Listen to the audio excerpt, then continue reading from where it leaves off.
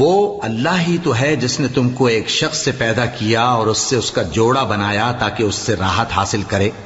سو جب وہ اس کے پاس جاتا ہے تو اسے ہلکا سا حمل رہ جاتا ہے اور وہ اس کے ساتھ چلتی پھرتی ہے.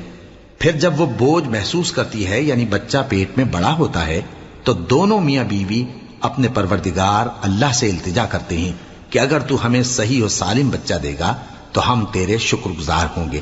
پھر جب وہ ان کو صحیح و سالم بچہ دیتا ہے تو اس بچے میں جو وہ ان کو دیتا ہے اس کا شریک مقرر کرتے ہیں.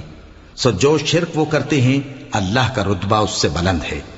کیا وہ ایسوں کو شریک بناتے ہیں جو کچھ بھی پیدا نہیں کر سکتے اور خود پیدا کیے جاتے ہیں اور نہ ان کی مدد کی طاقت رکھتے ہیں اور نہ اپنی ہی مدد کر سکتے ہیں؟